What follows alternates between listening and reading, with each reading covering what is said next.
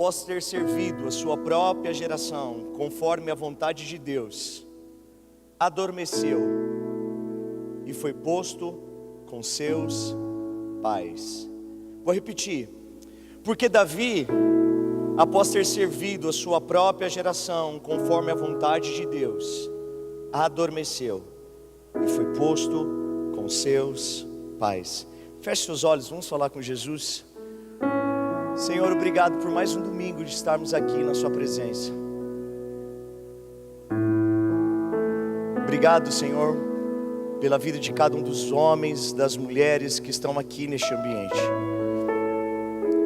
E mais do que nunca nós precisamos da manifestação do Teu Espírito aqui.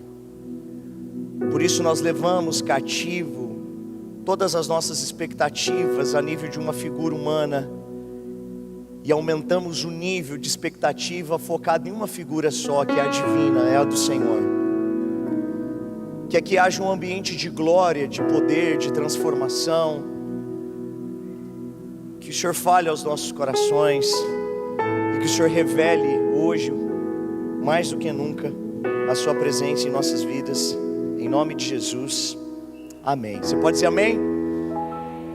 Amados, eu começo minha pregação dessa noite citando a frase de William James.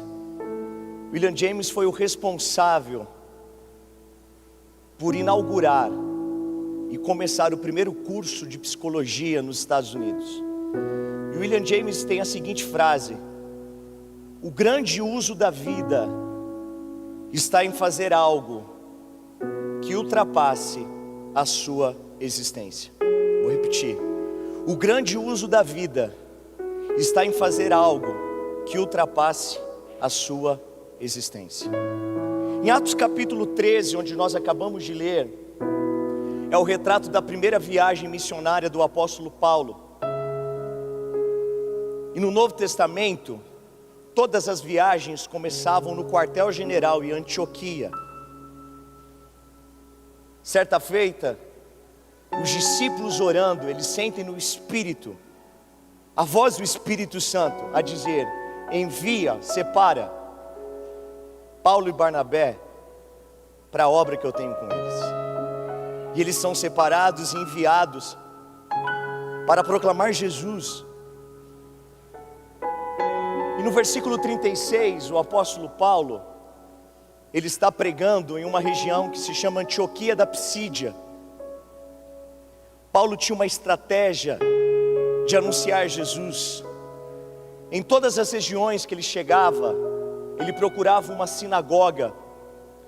E a sinagoga nada mais era do que os pequenos ambientes de reuniões que o povo judeu tinha para ler a lei e meditar na lei e aprender da lei do Senhor. O apóstolo Paulo, quando chega naquele local, ele entendia que existia um costume judaico que logo após o ensinamento, a leitura, era-se feita uma pergunta se alguém gostaria de compartilhar alguma verdade acerca daquilo que foi lido ou daquilo que foi ensinado. E Paulo então, ele começa a proclamar uma das maiores verdades, e que para mim é a única verdade que importa, que Jesus Cristo era o Filho de Deus e o prometido de Deus, o Messias de Deus, o Cristo de Deus.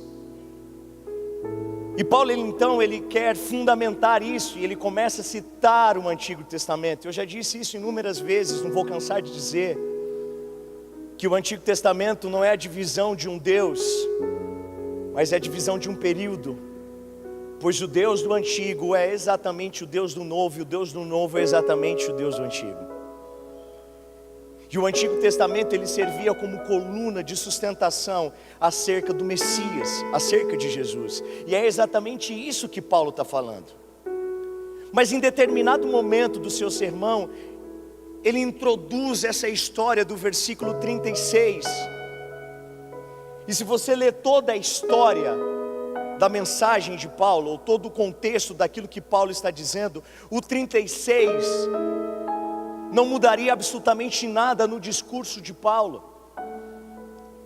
Porque Paulo ele quer enfatizar acerca da figura de Cristo, acerca da ressurreição de Cristo, e de repente ele para e diz: existiu um homem chamado Davi, que serviu a sua geração, que cumpriu o propósito de Deus, e que morreu e foi enterrado com seus pais. E quando você lê esse texto friamente, você simplesmente descobre uma citação e você quer continuar o discurso, mas o meu coração, ele foi direcionado exatamente a esse versículo do 36. Porque eu não sei se você sabe, mas nesse período que Paulo cita a vida de Davi, já existia aproximadamente um período de 1100 anos que Davi havia morrido. 1100 anos depois, Paulo decide então colocar dentro do seu sermão, dentro das suas palavras, a história de um homem chamado Davi, dizendo que aquele cara serviu a sua geração, sendo que aquele cara fez tudo isso para a glória de Deus, e depois ele foi enterrado. E que talvez se Paulo estivesse domingo passado aqui na church, e ouvido acerca desse Davi, que foi adúltero, que foi assassino, que foi mentiroso, ele colocaria a vida de Davi descrita como um homem que marcou a sua geração e que serviu a sua geração.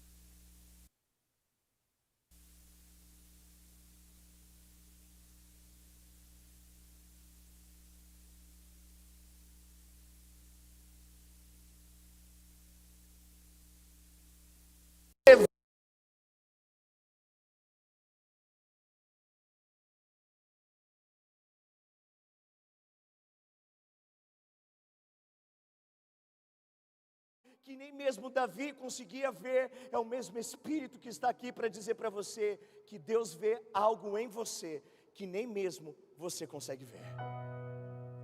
E é tão incrível isso que este Davi então, ele aparece na história não como um adúltero, não como um mentiroso, não como um assassino, mas como um homem que marca a sua geração. E a pergunta é: o que faz então Davi, um homem pecador, um homem que tinha muitos problemas em seu caráter, marcar a sua geração? Em primeiro lugar, foi simplesmente pelo fato de Davi entender que o pecado não definia quem ele seria e quem ele era, mas o pecado definia o Cristo que o amou e que o perdoou e que o salvou. E diante desse entendimento, sabe o que resta para Davi? Um senso de responsabilidade. Se Deus foi capaz de amar um homem como eu, aceitar um homem como eu, perdoar um homem como eu, então eu preciso fazer alguma coisa, não de forma de retribuição, mas sim de forma de gratidão. E a forma como eu tenho de agradecer a esse Deus que viu algo em mim que ninguém consegue ver é servindo. E sabe o que você precisa entender em nome de Jesus? Que Deus não te chamou para você ser simplesmente mais um em meio à multidão, mas Deus te chamou para que você possa entender e compreender que a sua vida só tem sentido se você servir. Pastor, mas o que Davi serviu? Em todos os momentos, o que estava diante dele, porque o que importava não era a função, mas sim aquele que exerce a função. Em determinados momentos, Davi serviu como pastor, em outros, Davi serviu como músico, em outros como guerreiro, em outros como poeta, em outros como soldado, em outros como profeta, em outros como rei. Mas o que Davi entendeu é que pelo fato de Deus o amar e o salvar, ele não poderia ficar de braços cruzados em sua geração. E sabe o que nós precisamos entender? Que o Evangelho da Graça não é para que você viva uma vida acomodado. Quando você pecar, você pede perdão, e Deus te ama e te perdoa, e você vive esse ciclo. Não, o Evangelho da Graça é para que você entenda que você é perdoado, mas junto com o Evangelho da Graça, existe o Evangelho da responsabilidade. E o Evangelho da responsabilidade é entender que a minha vida precisa servir a minha geração. E sabe o que Davi entende? Eu preciso servir a minha geração. Davi serve a sua geração a nível de família. Quando cuidava das ovelhas de seu pai, que representavam o sustento de sua casa. Davi serve a sua geração quando ele se posiciona diante de ursos e de leões que queriam devorar as ovelhas, dizendo: eu preciso servir a minha casa e defender a minha família. Davi serviu a sua geração ao se aproximar do próximo, sendo amigo de Jonatã.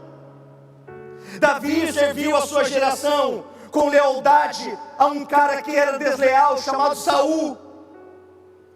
Davi serviu a sua geração exercendo graça e misericórdia por aquele que o perseguia.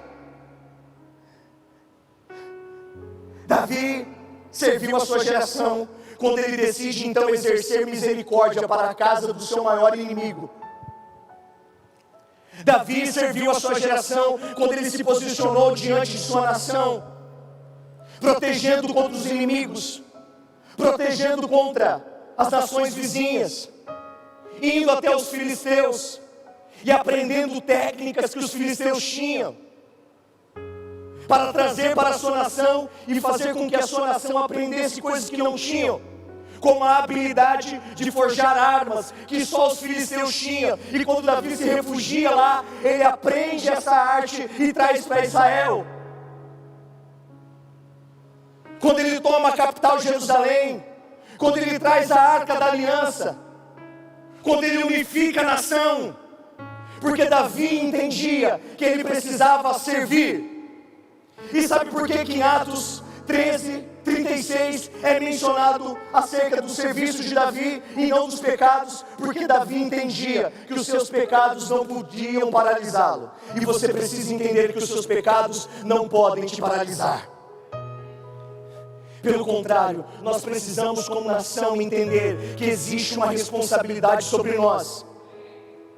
Se nós queremos as nossas crianças santas, nós precisamos nos comprometer com elas. Então logo você precisa dar a sua vida para servir as crianças dessa geração. Se nós queremos que os adolescentes vivam santidade ao Senhor, nós precisamos servir essa geração de adolescentes e dar a nossa vida em serviço a eles. Se nós entendemos que nós precisamos ver esses jovens deixando lugares promíscuos para lugares santos, nós precisamos servir essa geração de jovens. Se nós precisamos ver e queremos ver casamentos restaurados, nós precisamos nos comprometer com os casamentos dessa geração. Se nós queremos ver os idosos com um planejamento de vida, para que se cumpra a palavra de Joel, que nos últimos dias toda a carne será cheia do Espírito, nós precisamos ter comprometimento com eles. Mas o grande problema é que nós queremos a mudança, mas nós não queremos ser a mudança. Nós queremos uma nação que tenha uma política santa, sem corrupção, mas aonde está a voz daqueles que dirão para os corruptos: é possível ser santo na política? Porque a mentira do diabo, ao dizer que todo servo do Senhor, ao entrar na política, se corrompe, porque no nome de Jesus, Deus vai mudar essa balança, porque os corruptos serão transformados pelos santos. Mas para que isso ocorra, você precisa se posicionar. Sabe o que Davi fez? Ele descruzou o braço e disse: eu quero servir. E servir aonde? Aonde tiver a necessidade de alguém necessitado. Um dia Saul estava depressivo, atormentado por um espírito demoníaco, e precisava de alguém tocar para ministrar ao coração dele, para que ele pudesse ter paz. E de repente Davi então pega a sua habilidade, o seu talento de dedicar uma harpa para acalmar o coração do aflito. Sabe quem vai acalmar o coração do aflito dessa nação? É você, sou eu, somos nós. Por isso que Deus te trouxe para cá, para que você possa entender que a nossa vida só tem sentido se existir serviço. Hoje eu fui almoçar na casa da minha sogra, e quando eu estava indo, estava tendo um cortejo. O carro funerário na frente e vários carros acompanhando. Eu não sei quem morreu, mas uma coisa que eu tenho certeza, que quem morreu deixou simplesmente saudade para sua família, mas não deixou um legado para sua cidade. E a pergunta hoje que eu queria que você respondesse dentro do seu coração é: se você morresse hoje, o que a sua cidade sentiria falta, que amanhã já não se faria mais, porque afinal você morreu? Se você morresse hoje, o que o seu estado sentiria falta? Se você morresse hoje, o que o seu país sentiria falta? Se você morresse hoje, o que a sua igreja sentiria falta? E sabe por quê? 1100 anos depois, Paulo está dizendo sobre Davi. E sabe por quê que 3100 anos depois nós estamos falando sobre Davi? Porque Davi decidiu descruzar o braço. Mas a pergunta é: e o dia que você morrer, o que será descrito ou dito a seu respeito? Qual é o serviço e o legado de serviço que você marcou a sua geração? Pastor Tiago, mas eu sou velho demais. Paulo também tinha mais de 40 anos quando começou o seu ministério. Mas com 40, 50, 100 ou 200, não importa. Porque quando um servo está disponível para servir, um dia se transforma em 1000 anos. Mas o problema não é a sua idade.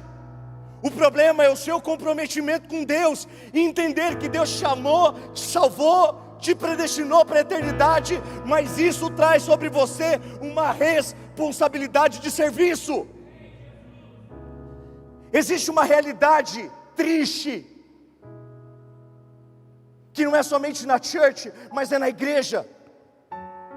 Que hoje, para que você dimensione, de 100% de pessoas que servem como voluntários da igreja, 70% são mulheres, 30% são homens,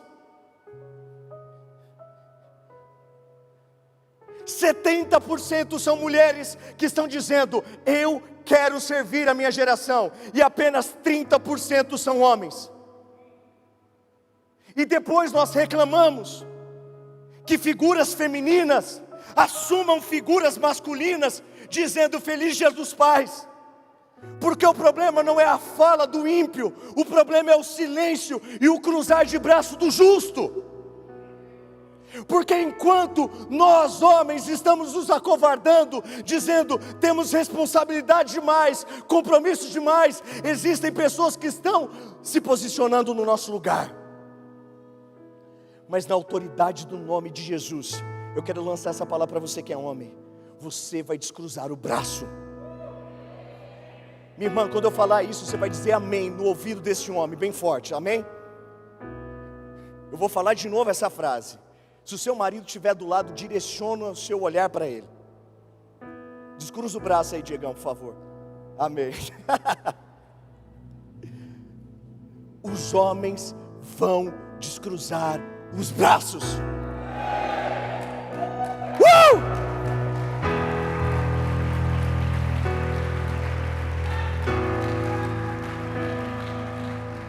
E hoje é o dia de homem descruzar o braço. Quando você sair dali, você vai encontrar um quiosque na frente da van com voluntários para pegar o seu nome, o seu telefone, para você se voluntariar, para ser mais uma das mãos que está disposta a servir o reino de Deus em nome de Jesus. Sabe o que Davi faz? Ele descruza o seu braço. E sabe o que você vai descobrir? Que servir não significa que você será perfeito, mas também significa que você parou de dar justificativas e começou a assumir responsabilidades. Sabe o que Davi faz? Israel está quebrado.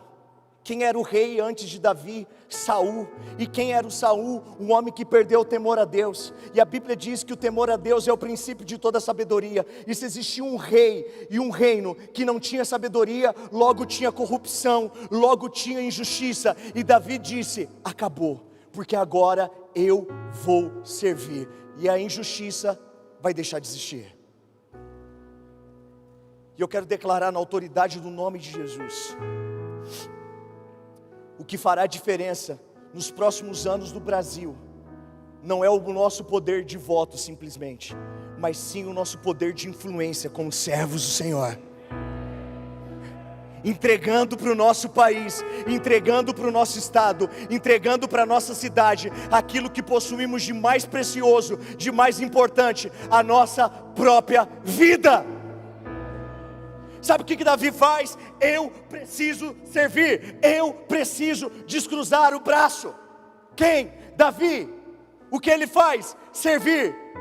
Por qual motivo? Para a glória de Deus. Para a glória de Deus. Davi entendia algo que você precisa entender. Se Deus foi capaz de chamar, te amar, te perdoar, te escolher, te destinar, te predestinar, então o que você precisa entender é que todos os dias da sua vida precisa ter um objetivo, e o objetivo é a glória de Deus. Certa feita, Calvino levantou essa pergunta existencial: por que existimos? E ele responde nas Institutas: nós existimos para a glória de Deus. E sabe o que é a glória de Deus? Não é quando você está nesse ambiente de culto e você diz glória a Deus, ou quando você está nesse ambiente de culto e você louva a Deus com as suas canções ou com a sua voz. Mas glória a Deus, ou dar glória a Deus, é quando você entrega a sua vida e lembra o que Paulo um dia lembrou, muito bem lembrado: em nada tenho a minha vida por preciosa, a não ser que eu possa servir ao Senhor. Porque eu estou disposto não simplesmente sofrer por causa do Senhor, eu estou disposto, se necessário for, morrer por Ele. Sabe quem serve? É aquele que está disposto não simplesmente viver, mas é aquele que está disposto, principalmente, a morrer por Ele. E sabe o que eu acho incrível? O propósito de Davi era a honra e a glória de Deus. Ele não queria ser um homem rico, mas ele queria que a sua nação enriquecesse e crescesse para a glória de Deus. Ele tinha um objetivo que era o serviço, mas o serviço estava linkado a uma coisa: a glória de Deus. E sabe por que Davi nunca esperou um aplauso, nunca esperou um agradecimento? Porque ele não fazia em pró da nação, mas ele fazia em pró a glória de Deus. E sabe por que você se frustrou a nível de serviço e você decidiu paralisar a sua vida, parar de tudo que você fazia antes? Porque você esperava e espera o nosso reconhecimento ou o reconhecimento de um homem. Mas deixa eu te ensinar uma lição: se você recebe o reconhecimento humano, você já não precisa mais do reconhecimento divino. Mas se você não recebe o reconhecimento humano, fique tranquilo que o reconhecimento divino um dia você terá. E para mim o maior reconhecimento não é o cargo que eu vim exercer, não foi a posição eclesiástica que eu atingi, mas o maior reconhecimento é um dia poder olhar na eternidade todos aqueles que Deus colocou em minha mão e eu consegui servir essas pessoas. E eu tenho certeza que o mesmo Deus que vai me dar essa honra é o mesmo Deus que vai te dar essa. Quem? Davi. O que fez? Serviu. Porque fez? Para a glória de Deus. E o texto diz: Davi serviu a sua geração para a glória de Deus, para cumprir o propósito de Deus. E aí o texto diz: e ele descansou. Repita comigo: descansar. A palavra descansar no original é koimão. E koimão não é morrer. O último significado da palavra descansar no original koimão é morrer. Mas antes de morrer existe fazer dormir, colocar para dormir, acalmar, tranquilizar e aquietar. Sabe o que o texto diz? Que Davi só aquietou seu coração enquanto ele não conseguia, ou quanto ele conseguiu olhar para trás e ver que tudo que ele tinha a oportunidade de fazer, ele fez, e por isso agora ele podia aquietar o seu coração, porque ele estava morrendo, mas cumprindo o que Paulo vai dizer mais à frente: combati o bom combate, eu acabei a carreira e guardei a minha fé. E sabe o que nós precisamos entender? Que nós estamos em uma série chamada Férias. Mas as férias está associado ao trabalho que você tem físico, mas não ao trabalho que você tem a nível de propósito. Porque enquanto você existir aqui na face da terra, você continua a ter um propósito. E você só pode descansar desse propósito o dia que você morrer. Sabe por que Davi descansa com seus pais? Porque um dia ele olhou para trás e viu tudo que ele havia feito para servir em honra ao nome do Senhor. A pergunta é: o que você pode olhar para trás e dizer: hoje eu posso me aquietar, porque tudo que eu tive de oportunidade para servir, assim eu fiz. Será que hoje pode ser a realidade de Davi na sua e na minha vida? Mas para mim, o que é mais incrível desse texto é o entendimento da palavra servir. A palavra servir no original é uporotel. E a palavra uporotel, que é serviço, não é associado a trabalho. Mas a palavra uporotel no original é literalmente remar. O que o texto diz e o que Paulo quer nos ensinar é que Davi, enquanto esteve vivo, ele serviu, ele remou. E o que tem esse entendimento de remar? É entender que ele não podia parar enquanto ele não atingisse o seu bom propósito. E o que é mais incrível, se você acompanhar na história, é que até Davi existe aproximadamente 14 gerações que são descritas. Depois de Davi existem mais 14 e mais 14, contabilizando 28 até chegar em Jesus. O que Paulo está querendo mais ou menos dizer para você e para mim é que enquanto Davi estava vivo, ele assumiu a sua responsabilidade e ele então remou. Mas quando chegou o momento dele transmitir o seu remo para outra pessoa, essa outra pessoa também entendeu e remou. E a embarcação grega que Paulo está trazendo, de remar, era uma embarcação que era composta por 3 andares, de homens que remavam incessantemente até chegar ao seu objetivo. E uma das embarcações mais rápidas existentes eram as embarcações gregas, porque eles desenvolveram um sistema que comportava em torno de 150 a 170 homens remando e remando. A pergunta é: a história da sua vida está acabando? E a resposta diante dessa pergunta é: o quanto você tem remado? E para quem um dia você vai transmitir esse remo? Porque é mais ou menos o seguinte: Davi remou, porque ele entendia que existia uma promessa. Ele foi remando, o outro foi remando, até chegar em Jesus, e Jesus remou, cumpriu o seu propósito, transmitiu para os discípulos remaram e transmitiram, e agora o remo está com a sua mão e está com a minha mão. E por isso que você não pode parar, e por isso que você não pode ter férias nessa vida, porque sobre nós existe uma responsabilidade de permanecer remando. Nós precisamos impactar a nossa geração, e impactar a nossa geração é entender que enquanto eu estiver com esse remo na mão, espiritualmente falando, eu não posso parar. Pode ter calo, pode ter dor, pode ter sofrimento, mas eu permaneço em direção ao alvo. Se você me perguntar por que Deus confiou em você um remo, eu não sei te dizer. Mas o que eu tenho como entendimento é que ninguém pode remar como você, porque ninguém pode fazer aquilo que só você recebeu como palavra de Deus.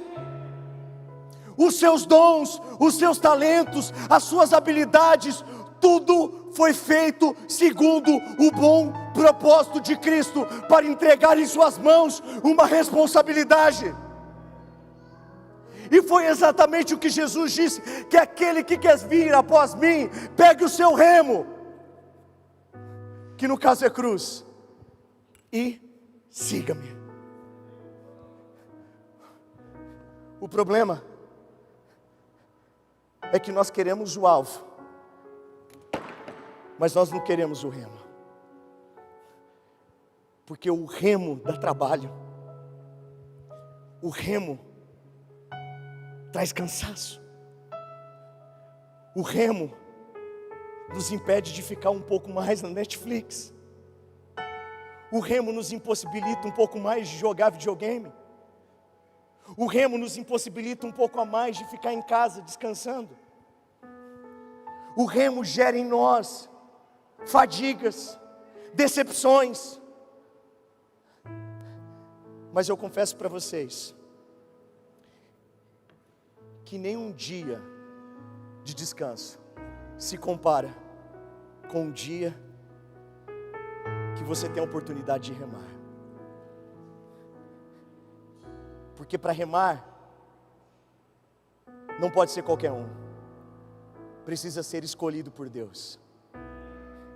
E ser escolhido por Deus não precisa ser perfeito, mas precisa descobrir o perfeito. E hoje mais do que nunca, eu tenho certeza, sem sombra de dúvida, sem exceção de nenhum de vocês, do menor ao maior, do mais santo ao mais promíscuo, do mais compromissado, o mais descompromissado, todos vocês que estão aqui, sem exceção de nenhum, receberam uma responsabilidade de um remo, de marcar a sua geração. E eu queria declarar algo para você. Quando o texto diz que Davi dormiu com seus pais, significa que o remo um dia passou para Abraão, Abraão passou para Isaac, Isaac para Jacó, Jacó para os seus filhos para as suas tribos, e foi indo até chegar em Davi. E deixa eu declarar uma palavra para você, pai, para você, mãe. Nós temos uma responsabilidade a nível de família, de passar um legado para os nossos filhos. E o maior legado que você pode passar para os seus filhos é uma vida compromissada e comprometida com o Senhor que te chamou e que te deu uma responsabilidade. E eu queria que vocês anotassem, porque eu quero declarar isso na minha vida,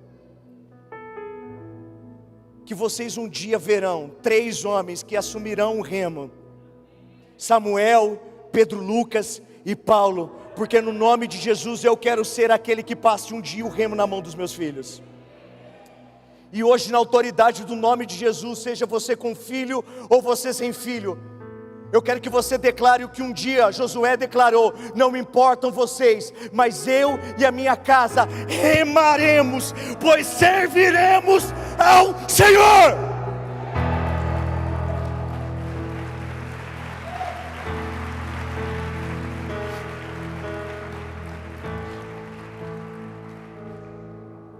Feche seus olhos.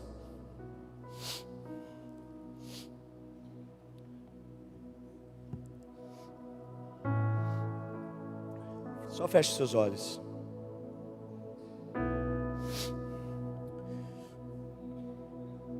O grande uso da vida é fazer com que um dia ela ultrapasse o limite da existência.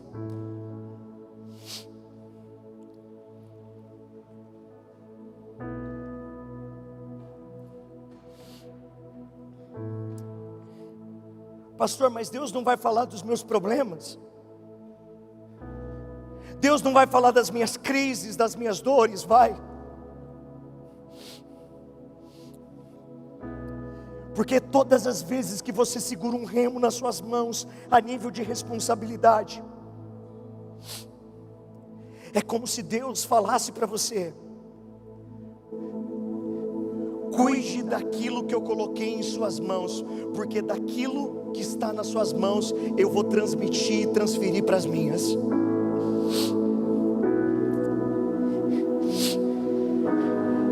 E às vezes eu vejo pessoas com as intenções certas, mas com os propósitos errados. Eu queria que a minha filha estivesse aqui, eu queria que meu filho estivesse aqui, eu queria que o meu marido estivesse aqui, eu queria que o meu sobrinho estivesse aqui, eu queria que o meu primo estivesse aqui, o meu pai, a minha mãe.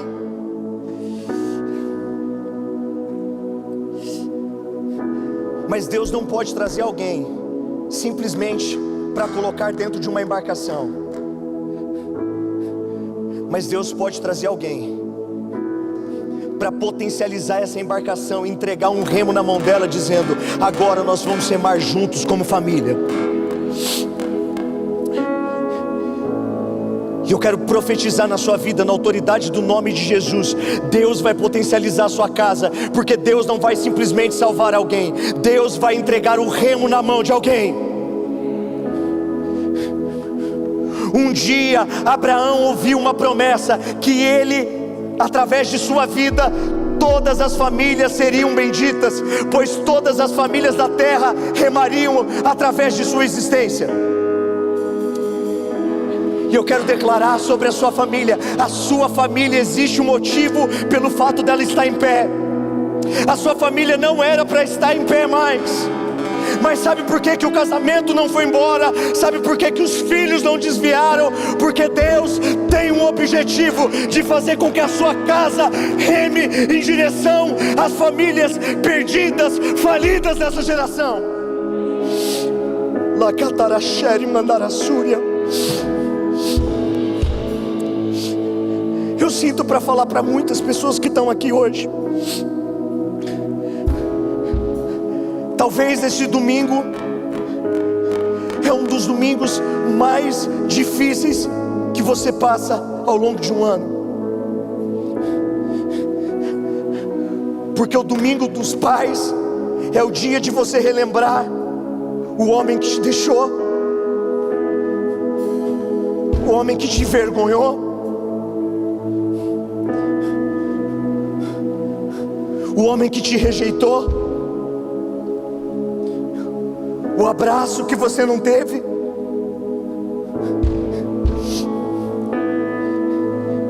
o carinho que você não recebeu.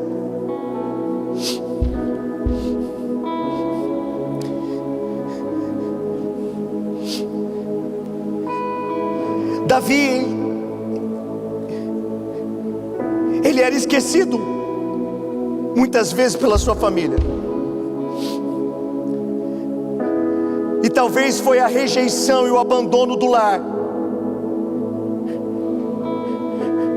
que ele descobriu a aceitação e a aproximação de Deus. E eu tenho uma palavra para você, filho.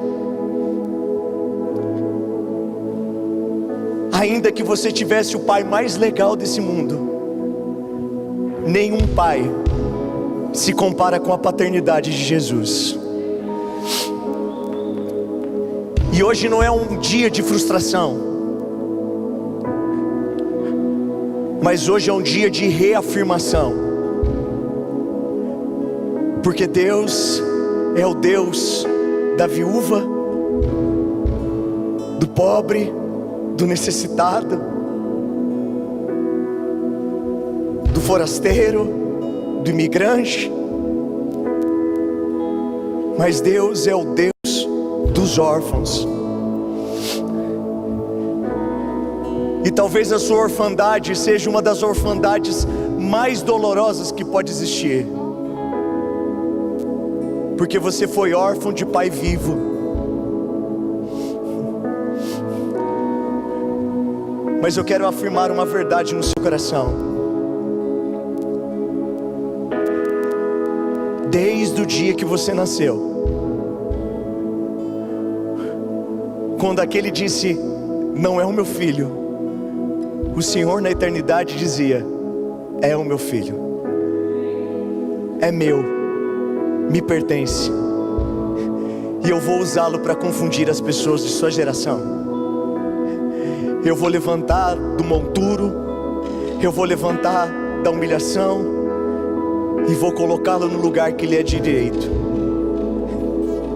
Eu vou entregar um remo em suas mãos, uma responsabilidade sobre os seus ombros, e dizer, filho, pode ir,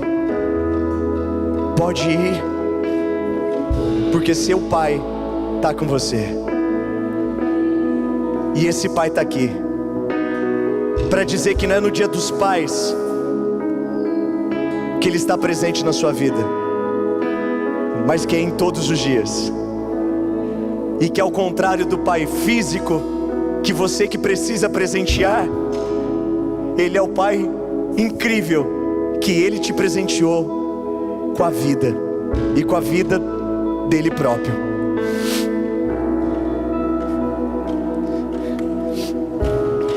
Fique em pé em nome de Jesus. Deus está aqui. Deus está aqui. Deus está aqui. Só feche seus olhos. Deus está aqui.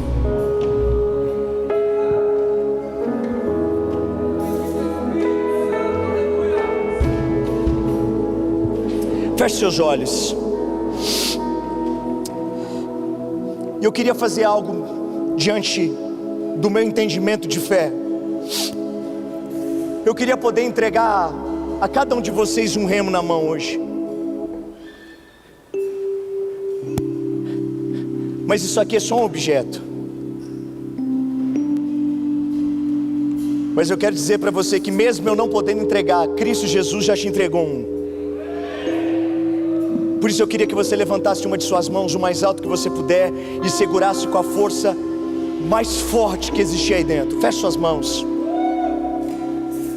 E eu queria que você mais do que nunca dissesse, Senhor, conta com as minhas mãos, conta com a minha vida, conta com a minha energia, conta com meus dias, conta com minha casa, conta com meus filhos, conta com meu casamento, conta com meus recursos, conta com meu dinheiro, conta com meus passos, conta com minha vida, conta comigo, Senhor.